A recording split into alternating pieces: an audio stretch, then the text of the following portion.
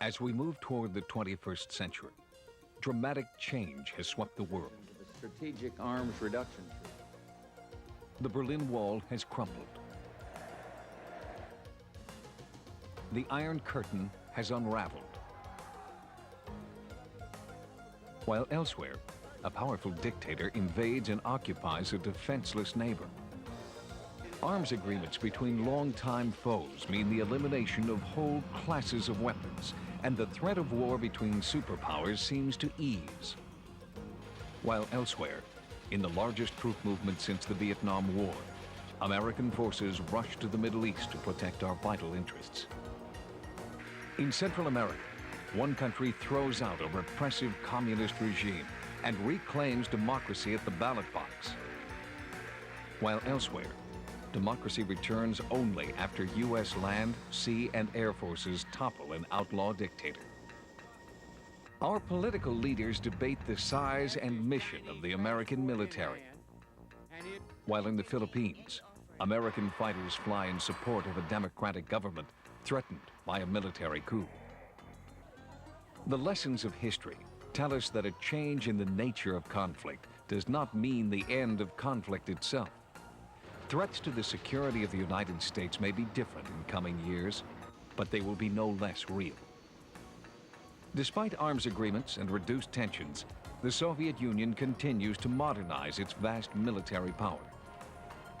Soviet nuclear missiles are still aimed at the West. Beyond superpower confrontation lie the dangers of terrorism, widespread proliferation of powerful weapons, social and political instability, and regional conflicts. How will the United States respond? The Air Force is prepared for the threats of a changing world with a unique combination of speed, range, flexibility, precision, and lethality. Together, these qualities add up to global reach, global power.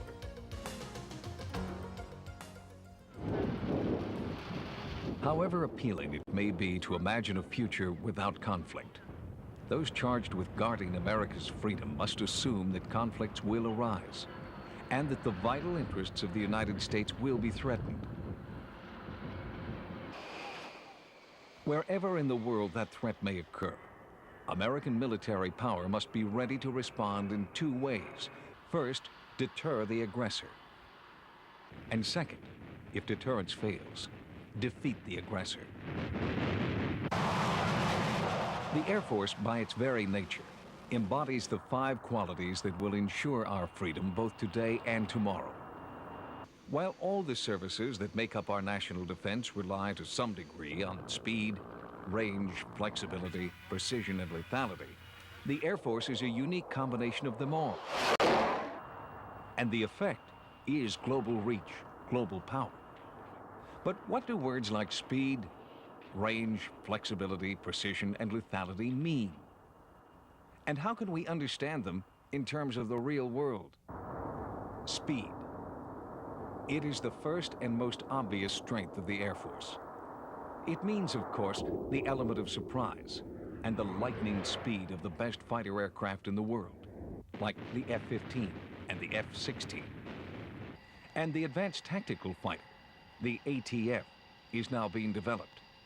It will ensure that U.S. Air Force pilots will fly a plane second to none in speed and maneuverability well into the next century. But in the larger context, speed means more than how fast a single airplane can fly. It is the measure of bringing military power to bear at troubled spots anywhere in the world. Following Iraq's invasion of Kuwait, the President called on air power to move troops and equipment from the United States to threatened allied nations in the Middle East. Within hours of the President's order, Air Force fighter, refueling, and surveillance aircraft were on their way to the Persian Gulf. In a matter of days, a massive airlift effort moved the equivalent of a medium-sized American city halfway around the world. Speed was the crucial element in resisting aggression and protecting vital American interests. To be most effective, the Air Force combined speed with range. Range allows the global reach demonstrated by Operation Desert Shield in the Middle East. But the successful overthrow of Manuel Noriega in Panama was equally dependent on range. In December of 1989, the President authorized Operation Just Cause. Within hours, U.S.-based Air Force F-117 fighters and AC-130 gunships were firing on and bombing hostile targets in Panama. C-141s and C-130s put airborne troops over the drop zone. C-5s moved heavy cargo.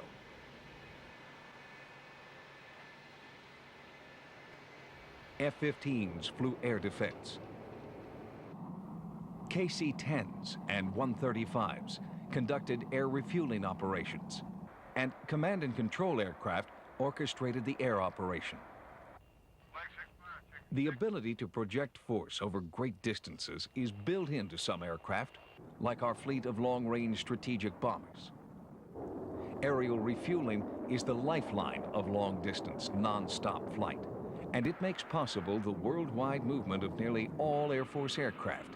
The net effect is range.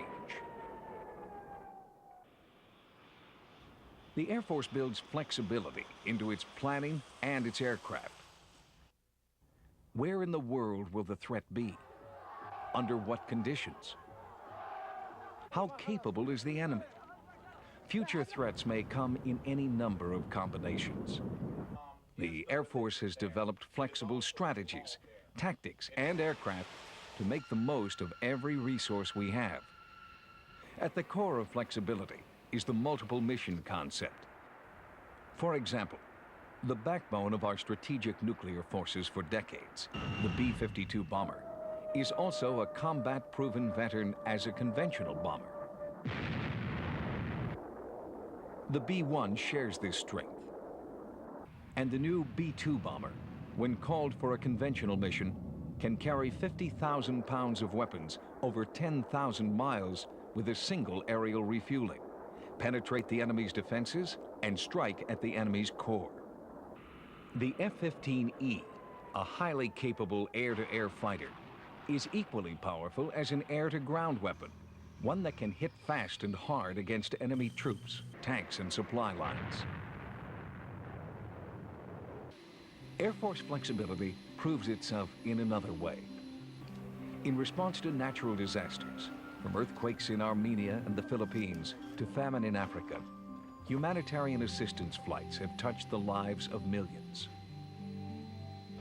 The aircraft that carried troops to the Middle East have also carried food, medicine, and clothing to people deeply in need. The Air Force, by making full and flexible use of its resources, can tailor the appropriate response to any need, any level of threat, anytime, anywhere.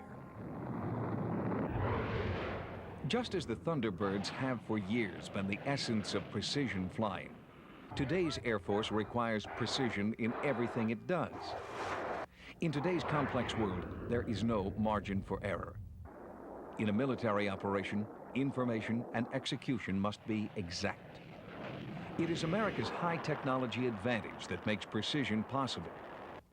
Our technological advantage in satellites, electronics, and computers gives the United States remarkable systems with both precision and flexibility. The watchful eye of our Airborne Warning and Control System, or AWACS, is an example of high-tech advantage. It can perform highly detailed surveillance over great distances. Other leading-edge technologies can be found in the radar-evading surfaces of the F-117 and the B-2. The new generation of air-to-air and air-to-ground missiles. Laser guidance systems. Vision enhancement instruments like the Lantern system, which literally turns night into day for the pilot. And a vast array of other technologies. Precision requires that the Air Force be capable of performing exactly what the mission requires. Nothing more, nothing less.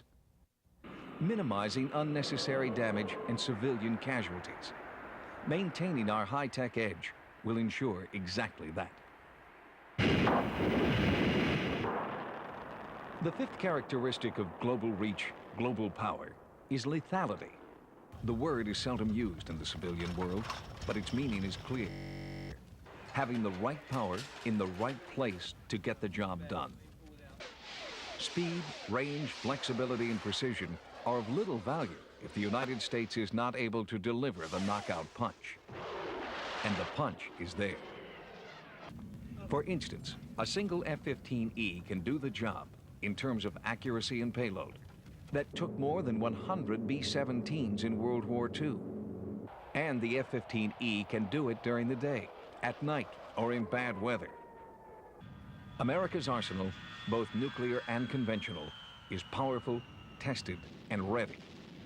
Maintaining our interest in a peaceful, stable world requires nothing less. There is yet another element of global reach, global power, that underlies all the others. That is the element of people. Air Force men and women who are carefully selected, superbly trained, and highly motivated to be the best in the world. Speed, range, flexibility, precision, and lethality can be realized only through the people who make them possible. The Air Force has always maintained that people are the #1 priority, and no matter how the world may change, that priority will remain the same. As we enter a decade of uncertainty, it's good to recall the things that will remain unchanged. The United States will continue to defend and protect its freedom and its interests in the world. The United States Air Force will continue to do its part in the protection of that freedom. And that is the real meaning of global reach, global power.